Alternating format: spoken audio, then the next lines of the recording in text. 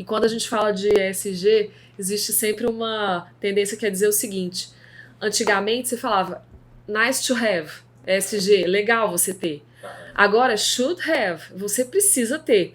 E logo a gente vai chegar no must have, que é você tem que ter de todo jeito. Você sabe a origem do cafezinho que você tomou no café da manhã de hoje? Ou aquele chocolate de onde que ele veio?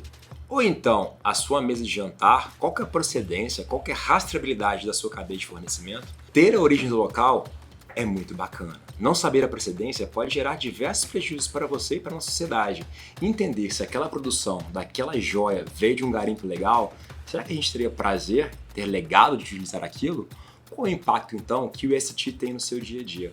E ESG, sim, é uma pauta que está presente no nosso dia a dia e é sobre isso que iremos falar nesse Veroncast de hoje. Venha conosco, venha para o Veroncast.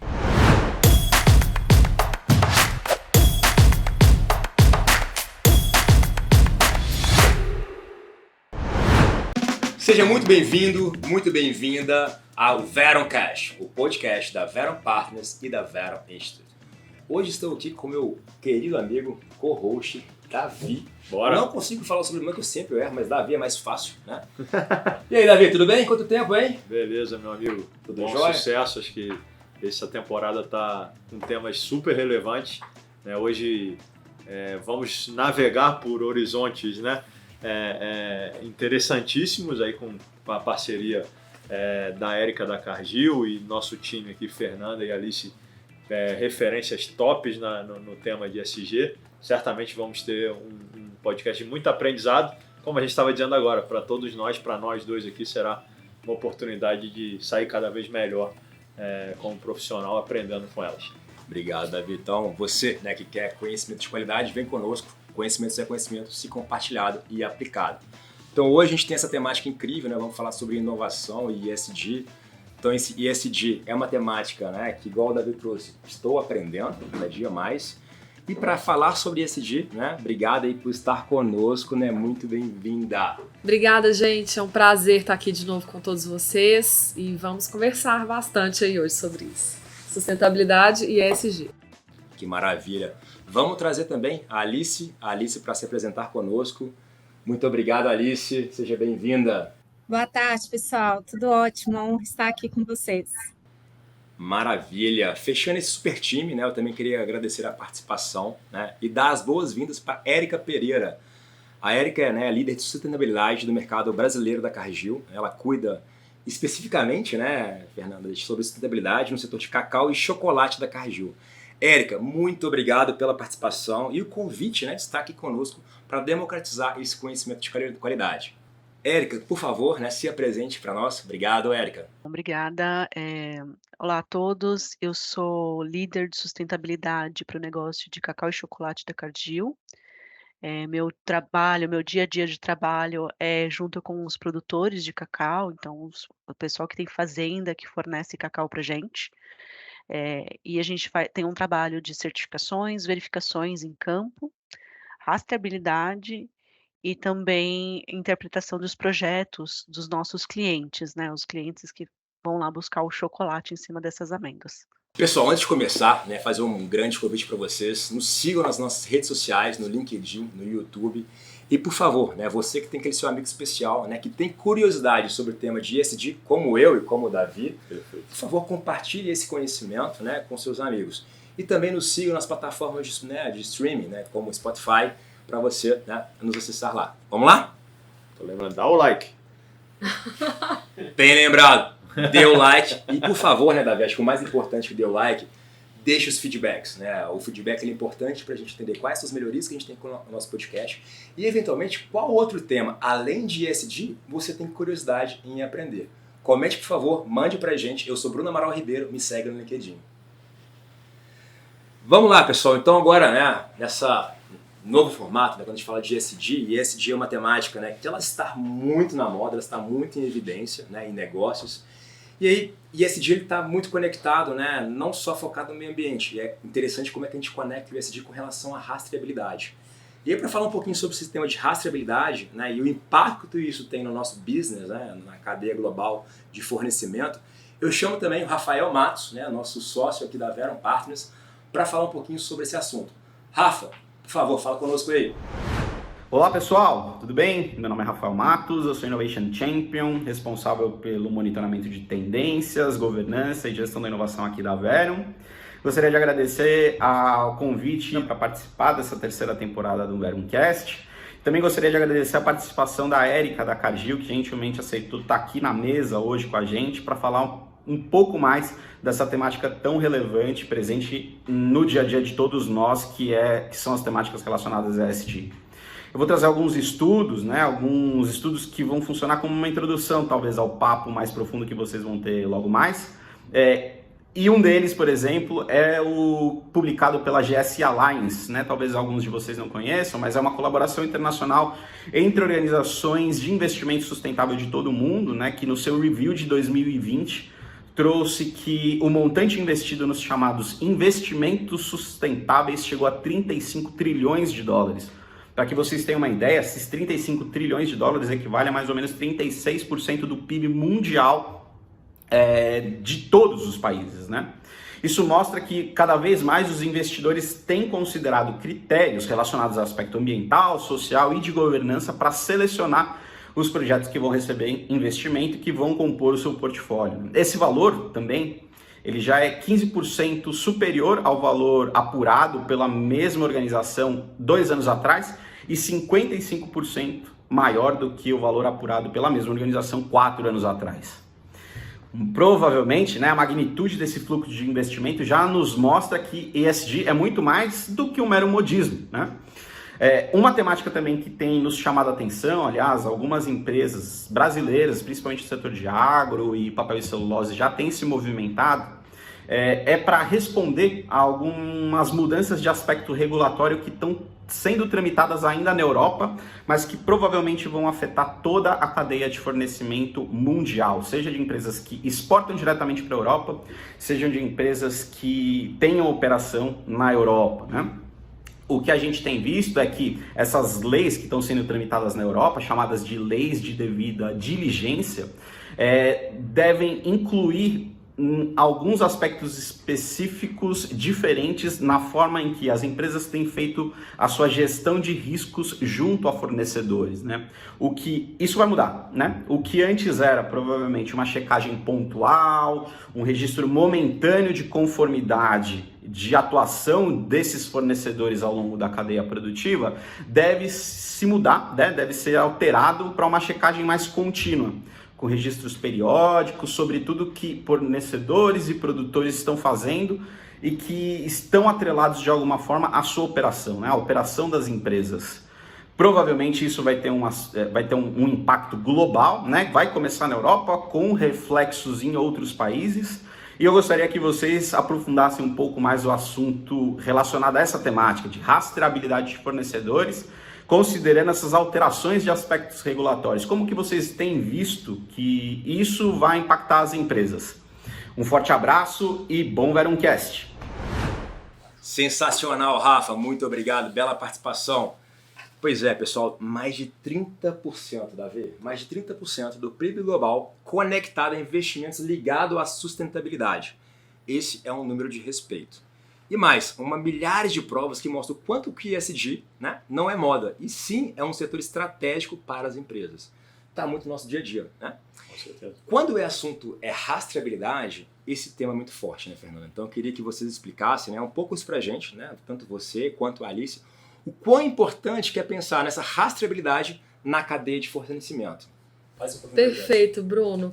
Pessoal, basicamente é o seguinte, os negócios hoje, eles não podem mais prezar só pelo que está dentro da corporação. Eles precisam ir além, pensando sempre na cadeia de fornecimento, na cadeia produtiva, na origem dos produtos, Então, hoje em dia, falar de sustentabilidade significa pensar desde a origem, de onde vem aquele produto, até a manufatura e dentro do processo da empresa, para depois isso ser refletido no mercado externo. Então, a rastreabilidade ela vem para garantir isso, garantir esse processo, garantir essa responsabilidade e que seja sempre feito de uma forma que preze pela sustentabilidade dos negócios. E a gente fala muito, Davi, de organizações infinitas, E como pensar numa organização infinita se a gente não olha para esse tema tão importante, Acho que sim, temos que ser mais estratégicos, sim, temos que conectar isso no nosso dia a dia. Qual o paralelo, né, buscando a rastreabilidade? E aí, de novo, eu sempre gosto de bagunçar um pouco o nosso coreto aqui de script, que você faz com essa temática de rastreabilidade com, né, o nosso tema de engenharia e construção, Davi. Como é que você enxerga um paralelo aqui de como que a gente entende essa origem, né, que vai ter impacto no produto final de um grande projeto, e sim a gente traz, né, um pensamento infinito para o projeto? Essa é uma temática curiosa, e depois escutar a Fernanda e a Alice também super relevante, né, trazer essa contribuição para nosso setor da construção, né, projetos industriais, de infraestrutura que mobilizam muitas vezes, né, uma quantidade de pessoas, por vezes para áreas remotas, ou que por vezes também impactam o dia a dia das cidades, né, obras de infraestrutura viárias, rodoviárias, ferroviárias, portuárias, etc., de energia. Então, assim, esse movimento no momento da execução de um projeto normalmente tem um impacto por muitas vezes maior do que a própria operação daquele ativo no ciclo de vida dele, né? Então, megaprojetos, né, em setores que normalmente a gente atua, estão em áreas remotas, mobilizam 5, 10 mil pessoas para locais, para cidades que muitas vezes não têm infraestrutura que suporte essa quantidade de pessoas, e certamente, né, o impacto dessa movimentação durante a execução de um projeto desse precisa ser tratado de uma forma muito consciente, muito sustentável.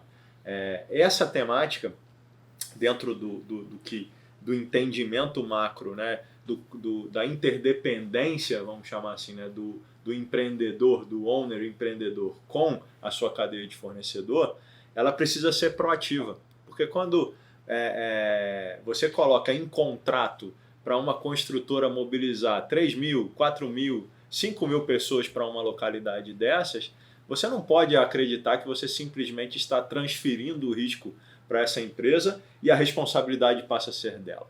Você como empreendedor, né, você como responsável pelo impacto social e ambiental que esse projeto gera, não somente no ciclo do ativo em operação, mas durante a execução, tem um compromisso de tornar essa temática proativa, né, e que por mais que os contratos, né, precisem dar transparência para todos sobre suas responsabilidades, entendo que no dia a dia, de forma estruturada, num ambiente de colaboração entre todas as partes envolvidas, né, responsáveis pela execução de um projeto, é que está o sucesso dessa temática, né? Então, responsabilidades sociais, ambientais, né, você engajar a comunidade, usar a mão de obra local, né, conseguir alavancar a economia local, muito mais do que o uso da mão de obra local, a alavancagem da economia local com atividades que muitas vezes são periféricas, mas super relevantes para a execução de um projeto desses, entendo eu que seja um dos grandes legados que o empreendedor pode deixar para a sociedade ao entorno daquele ativo. Então, é uma das reflexões que eu gostaria de compartilhar, e queria, obviamente, ouvir aí a Fernanda, a Alice, sobre essa visão. O que vocês acham disso? Pensando em cadeia de fornecimento, pessoal, assim, com certeza é possível deixar um legado positivo no território, né? Se forem tomadas decisões de compartilhar valor, né? De pensar sempre não só no negócio, não só dentro da empresa, como fora. Então essa construção, ela com certeza ela é muito bem-vinda. E quando a gente fala de ESG, existe sempre uma tendência que é dizer o seguinte: antigamente você falava nice to have, ESG, legal você ter. Agora, should have, você precisa ter. E logo a gente vai chegar no must have, que é você tem que ter de todo jeito. Então, quando a gente pensa em ESG, você está sendo transversal assim, em todos os seus processos da empresa, e não só dentro da empresa, como também fora, para os seus prestadores de serviço, para os seus produtos, né, para a manufatura em geral. Acho que talvez essa é a grande conexão que a gente tem aqui, né? Quando a gente fala da temática ESG, ela está tão latente no mercado, acho que foi uma baita conexão que você trouxe aqui agora, né, de should have e a construção. Talvez essa pauta ela é mais incipiente, né? A gente tem discutido isso, né, com alguns levels, algumas organizações. Mas, e aí acho que conecta muito na audiência, né? Quando a gente trouxe um temático de rastreabilidade, a gente viu da importância que é rastreabilidade na cadeia de fornecimento, e até para trazer para a audiência, né? Qual que é o impacto da não rastreabilidade na cadeia de fornecimento, né? Então imagina gente estava até discutindo aqui um pouquinho mais cedo, né? Eventualmente um produto, né, que está ali acabado, mas que ele foi feito, né? A gente tem diversos casos na mídia que tem essa exposição. Qual que é o problema que a gente tem, né, de a gente não entender essa rastreabilidade na cadeia de fornecimento? Na minha visão, o grande problema é negligenciar algum aspecto que está ali muito permeando o negócio e que é possível se fazer de uma forma diferente. Então, quando a gente fala de impactos ambientais, a gente pode trabalhar em áreas que não gerem desmatamento ilegal, que não gerem dano à fauna, à flora, a comunidades tradicionais. Então, pensar na cadeia de valor é pensar desde essa origem, garantindo que todo esse processo ele vai ser cuidado, né, para que lá, quando a gente for exportar produtos para a Europa, por exemplo, a gente já tenha como aferir que isso está sendo feito da forma adequada. Isso já é uma exigência, né, pelo menos o mercado europeu, que também tende a importar, né, os produtos brasileiros para lá, a gente tem essa necessidade já intrínseca assim, dos negócios. Algumas empresas vão perder mercado, pelo menos nesse cenário europeu, se elas não tiverem já adequadas. Então, assim, para o agronegócio, isso já está muito forte. Então, pensando nisso, a gente convidou os nossos parceiros aqui da Cargill, que eles já têm um trabalho bem estruturado em relação à rastreabilidade, para poderem contar para a gente um pouco desse impacto no agronegócio, né? Eles trabalham com cacau, então, assim, o cacau, basicamente, já é possível reflorestar com cacau, então a gente imagina que já seria um ganho enorme para esse nosso podcast aqui, ter essa visão e contribuição da Érica. Sem dúvida. Obrigado, viu, Érica? Falando em convidado também, a Alice está conosco, lá de São Paulo. Alice, gostaria que você complementasse para a gente, por gentileza, né, tudo que a gente está conversando aqui com a Fernanda, né, e trouxesse um pouquinho do seu ponto de vista. Afinal, né, tem uma nova perspectiva. Obrigado, Alice. Perfeito, pessoal. Então, foi falado muito desse impacto no território.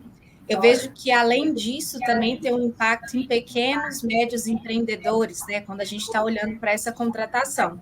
E, querendo ou não, é uma forma de incentivar que essas empresas médias e pequenas também comecem a preocupar com a questão da sustentabilidade. Então, hoje, a gente vê isso muito forte nas grandes empresas, mas ainda não é algo estruturado para esse tipo, né, e porte de empresas. Então, eu vejo também como um grande impacto positivo cobrar, né, desses empreendedores, enfim, que serão contratados nesse território, movimentando a economia local, mas também transformando e provocando que eles comecem a ter boas práticas relacionadas à sustentabilidade. E um outro ponto também relacionado a essa rastreabilidade é pensar que cada vez mais os clientes estão exigentes quanto à rastreabilidade do que eles estão consumindo. Então, cada vez mais o impacto, né, de empresas que têm influência direta no seu consumidor final, então, químico, setor alimentício, principalmente, o agronegócio, como foi citado, ele cada vez se torna relevante essa preocupação, tendo impacto direto na marca da empresa, em questões reputacionais também. É isso, pessoal. Sensacional. Muito obrigado, Alice. E é incrível, né? Fazer uma conexão de novo aqui com o mercado de engenharia e construção, né? Quando a gente fala da cadeia de fornecimento, desenvolvimento de fornecedores, né? Então, já está com uma pauta aqui, uma zona de conforto minha que é suprimentos. Então, quanto que isso está conectado, né? Por muitas vezes você falou, a gente está numa grande obra, numa grande região, qual que é o papel que o projeto tem, né, naquele entorno de desenvolver essa cadeia de fornecimento e não, claro, tem uma pegada sim que a gente traz ali de ESG que é hoje, né, should have, mas tem uma pegada também de jogo infinito, né, que a gente está criando uma nova operação, aquele projeto ele tem um fim. Qual que é a sustentabilidade para uma nova operação? Né? Novos projetos de expansão vão ter ali. Então, o cuidado, né, com esse desenvolvimento da cadeia local, né, e esse equilíbrio, né, o que é local, o que não é local, como é que eu desenvolvo, né, como é que a gente forma a mão de obra. Muitas vezes a mão de obra ela tem uma característica que eu preciso daquela mão de obra naquele local, então tem um cuidado, né, sim, para, né, a conexão com a nossa audiência, também trabalhar isso numa pauta mais proativa, não uma pauta reativa. Perfeito. Agora a gente gostaria, né, da contribuição da Érica, e pegando um gancho aqui do que foi falado, olhando para o mercado, a gente queria entender um pouquinho melhor da tua visão, qual o tamanho do problema que a gente lida hoje com essa temática de rastreabilidade na nossa cadeia produtiva. Dá para a gente mensurar o tamanho da cobertura, ao menos no Brasil, e entender de quais setores produtivos estamos falando? e aonde estão os setores mais afetados com essa temática? Eu vou focar só pelo cacau mesmo, porque hoje é o meu escopo de trabalho, tá. O Brasil ele tem cerca de 93.000, um pouco mais de 93.000 produtores de cacau pelo país, né. Então a concentração da produção está no Pará, Bahia, Rondônia e Espírito Santo. E o Brasil ele é o sexto colocado no ranking mundial, né, então a gente tem uma produção ainda pequena considerando o que a gente já foi no passado. E a gente recebe anualmente cerca de 200.000 toneladas de cacau, e só o estado da Bahia é responsável aí por quase 70% do volume, né, considerando depois na sequência o Pará, Espírito Santo e Rondônia. A gente ainda tem um desafio no sentido dos formatos das etapas de cultivo, industrialização, comercialização, porque a gente tem do produtor, não necessariamente ele está aceitando, tem uma linha direta com quem vai comprar. Então ele pode estar vendendo diretamente para um repassador, a gente chama, né, que são os cerealistas, ou então cooperativas.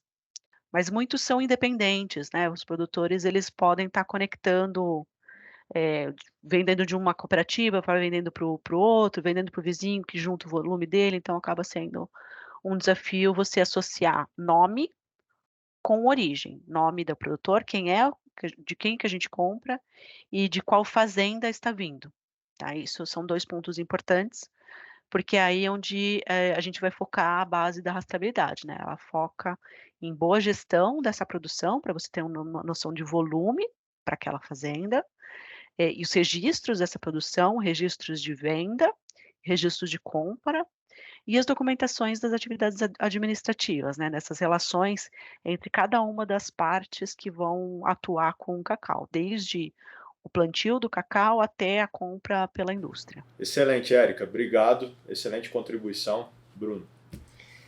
Fernanda, olhando para o empresário, né, então um profissional que ele precisa se adequar no negócio, na perspectiva de legislação ou devida diligência, o que ele tem que buscar para ter essa rastreabilidade? O que ele tem que fazer, né, para garantir que ele consiga ter a rastreabilidade na cadeia de valor e adequar, né, de certa forma mais adequada e mais madura para o ESG, né?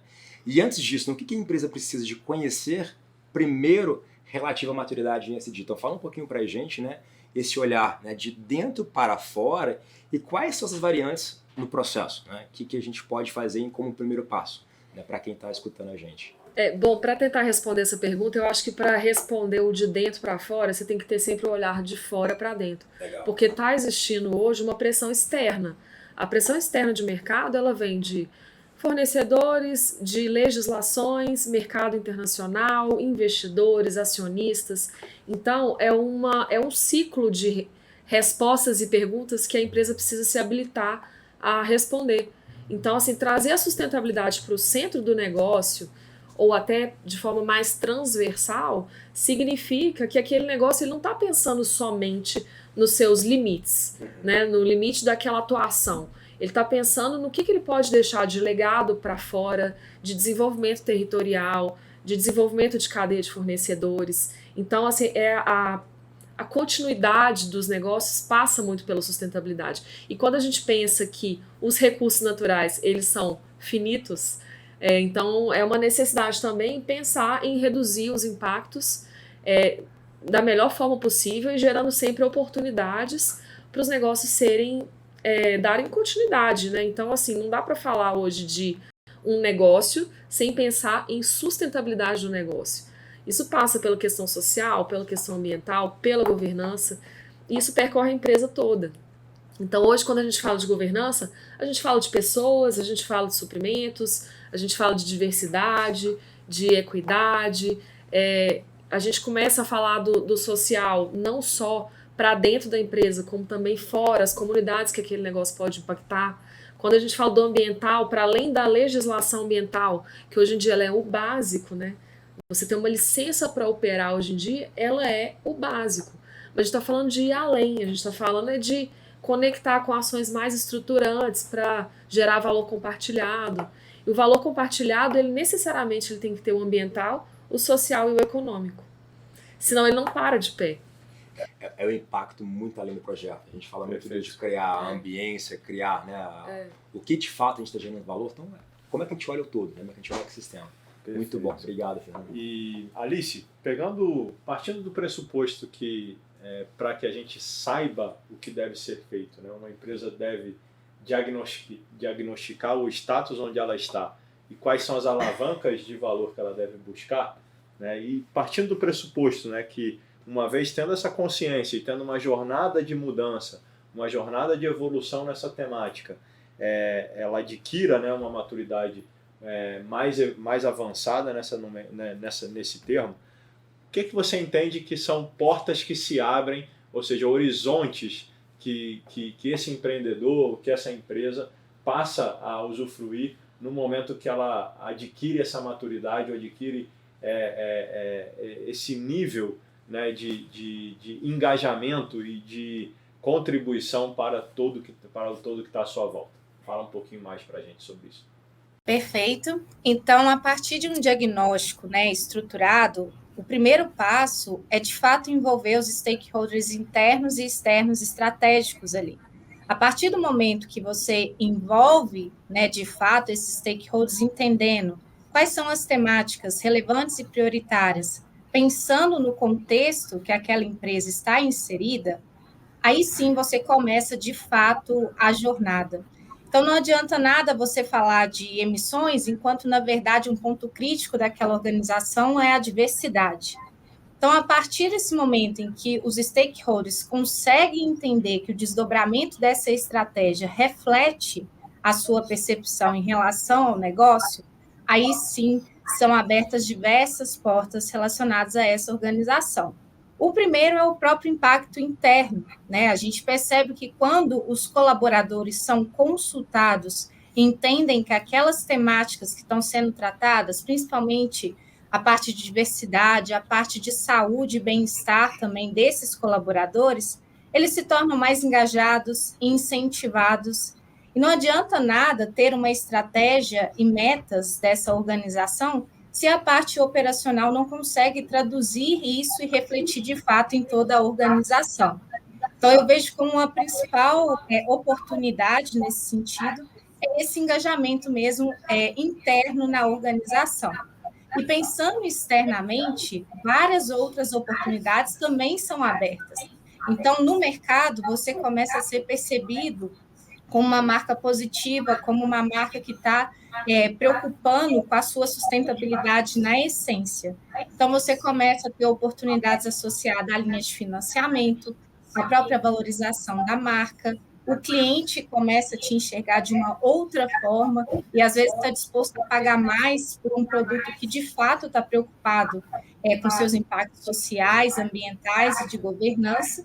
E, além disso, também pensando naquelas empresas que têm impacto na comunidade, ao entorno, você começa a estabelecer um relacionamento positivo com essas comunidades e com os stakeholders em geral.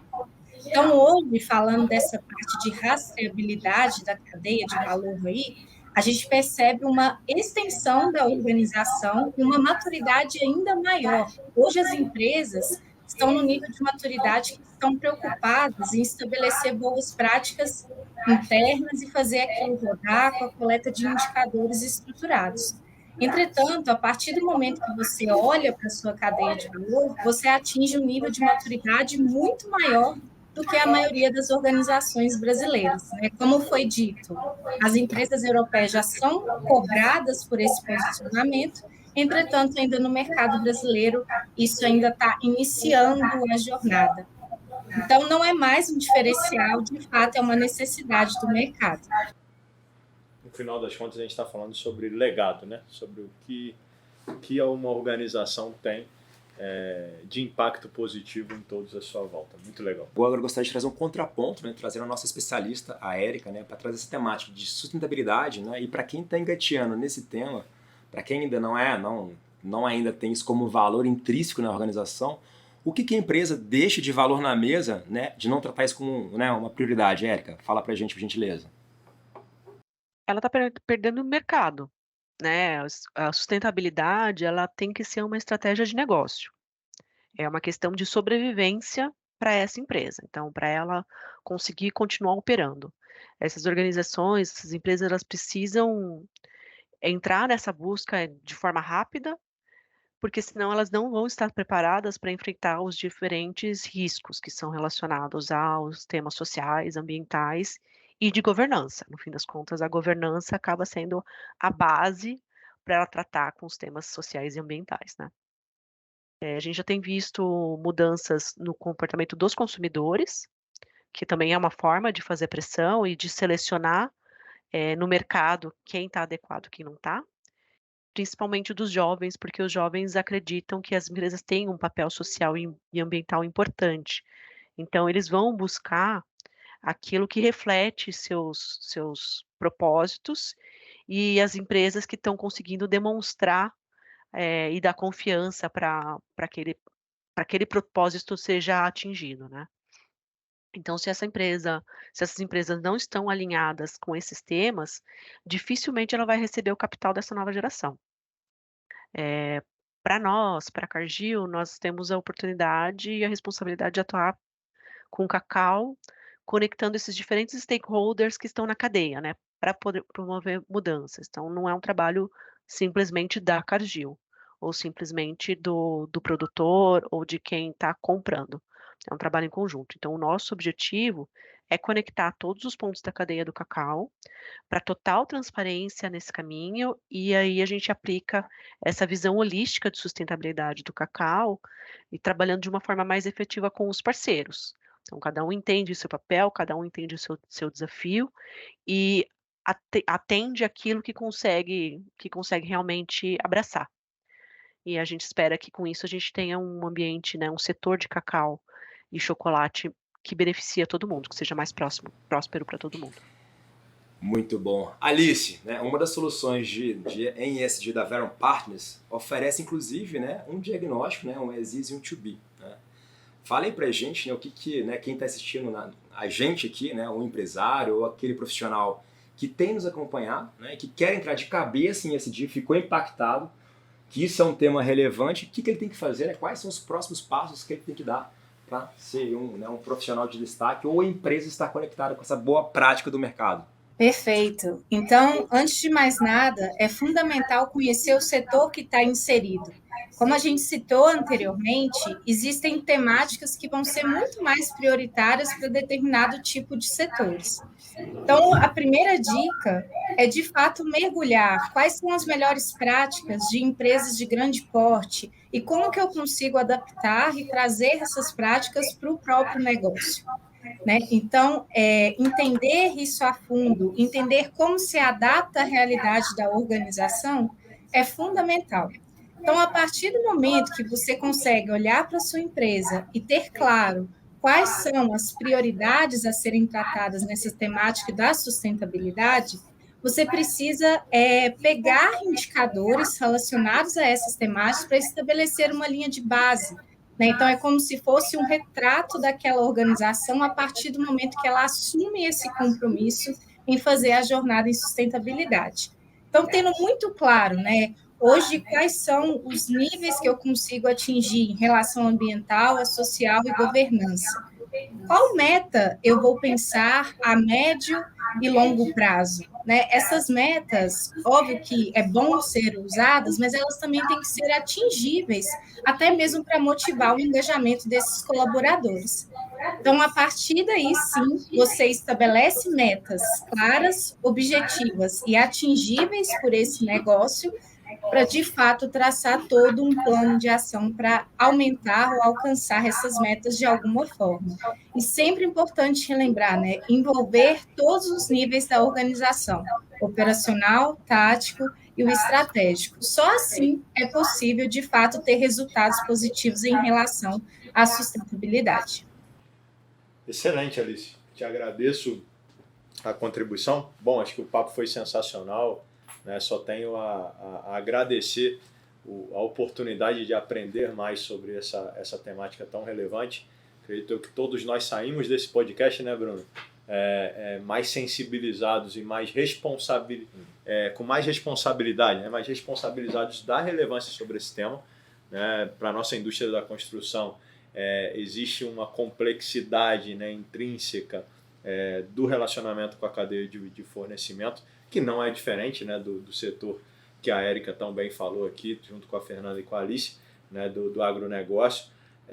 Sem dúvida nenhuma, desafios super relevantes que, no final das contas, a gente está falando em ter um mundo melhor, né, para todos nós e para todos os nossos filhos, netos e próximas gerações nesse planeta chamado Terra, né? Então, deixando aqui umas considerações finais, gostaria de ouvir aí as considerações finais, já te agradecendo demais a oportunidade de compartilhar esse conhecimento conosco. Fernanda, por favor, o que você teria a nos dizer aí e mensagem final para quem está nos assistindo?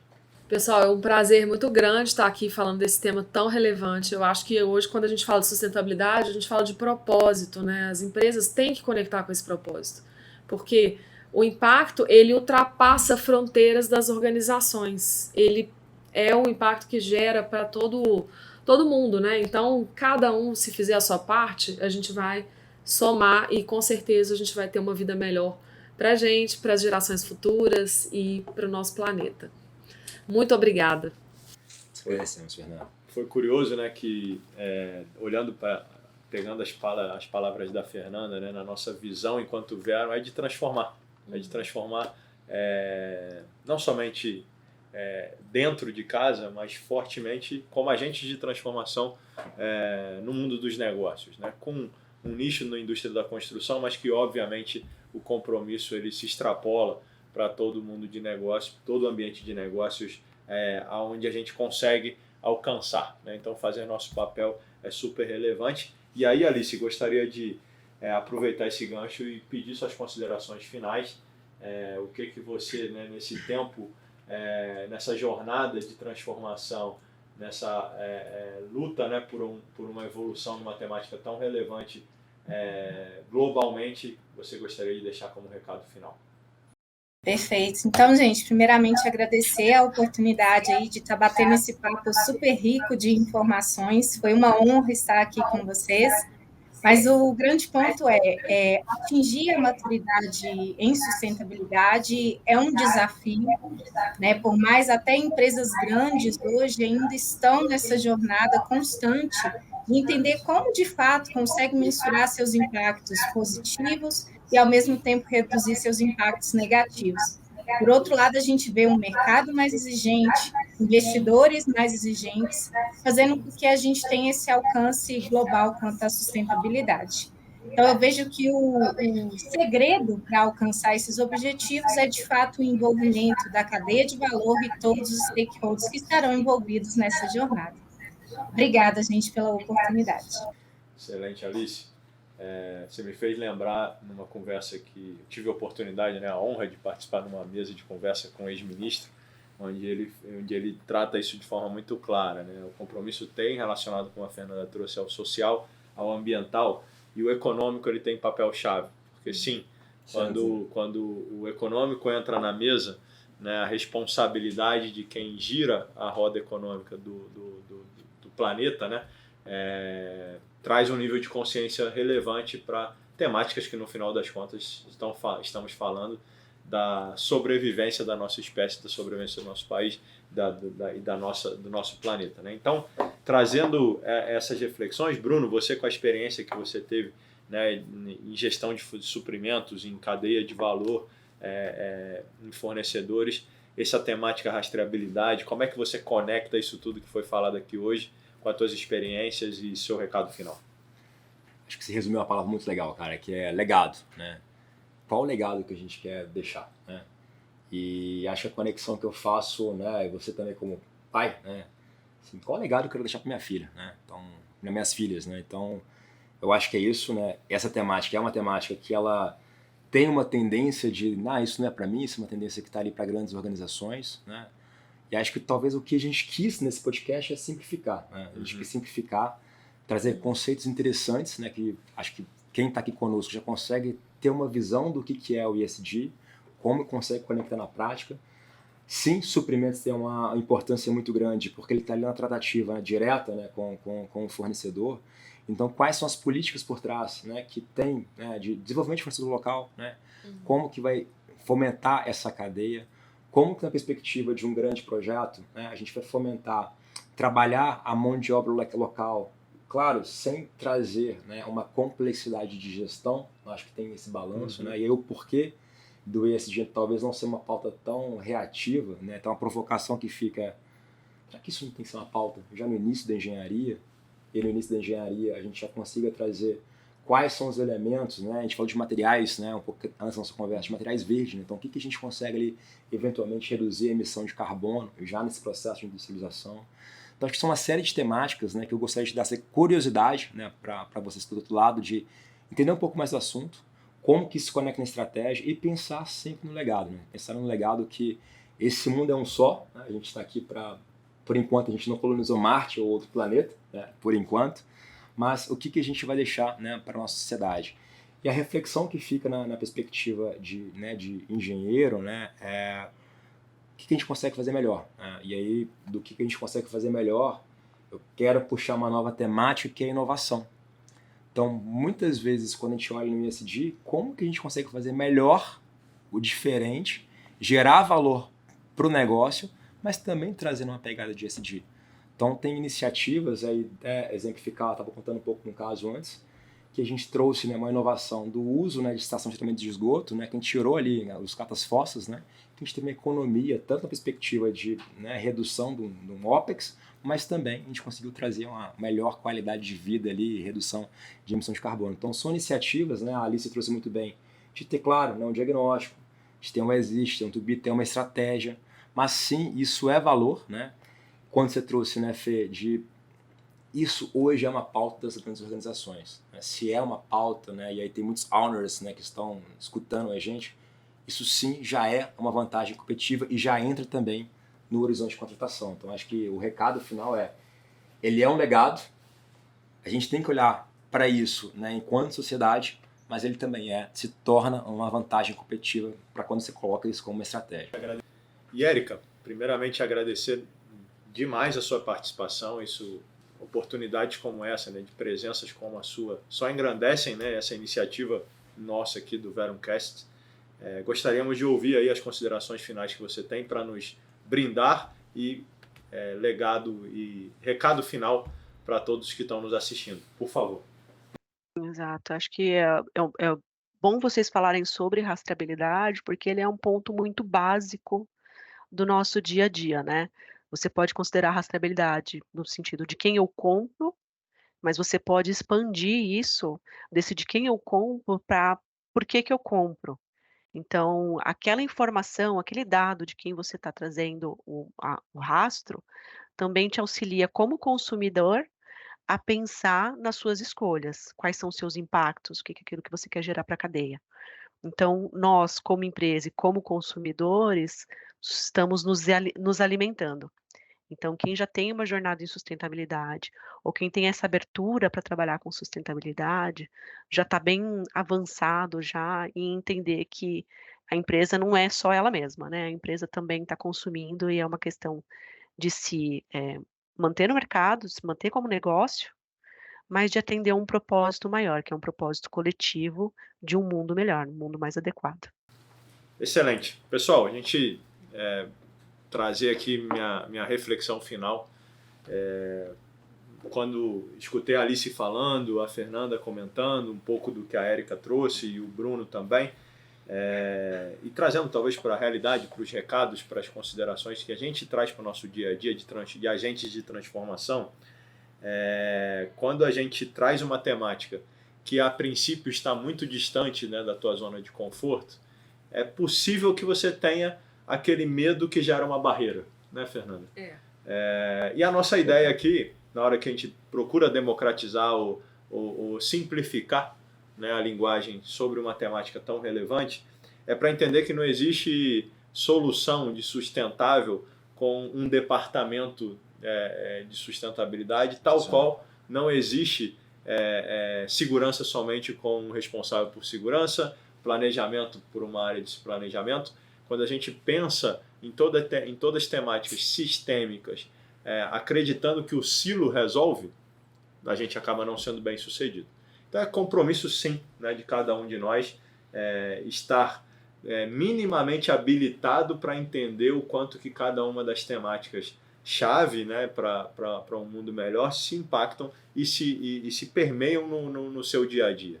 Então, para mim, fica o recado de cada vez mais nós nos desafiarmos a trazer todo esse conhecimento para nosso dia a dia, mesmo que a sua tarefa final, né, o que você não esteja ali responsável por alguma temática de sustentabilidade ESG na organização, mas que você entenda o seu papel dentro desta organização sobre esse olhar, sobre esta dimensão. Então, seria esse meu recado final. Agradeço demais a participação de todos.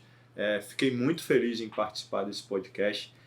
Certamente, quem está nos assistindo sai daqui com um conhecimento transformado e uma reflexão bastante forte daquilo que esse é o propósito de transformação que a gente quer prover. Esse é o nosso Veruncast. Agradecemos demais, abraço a todos e até a próxima. O Veruncast é uma produção da Verum Partners e do Verum Institute. Esse episódio contou com roteiros de Joel Corsini, Bruno Amaral e Igor Favetti. Edição, Joel Corsini. Fotografia e imagens, Grace Lisboa. Som e mixagem, Felipe Barbosa. Logística, Camille Chikawa. Marketing, Rafaela Caetano. A Verum Partners e o Verum Institute estão no LinkedIn, YouTube, Instagram, Facebook, Spotify e nos principais agregadores de áudio. É só nos procurar e seguir a gente por lá. Até o próximo episódio.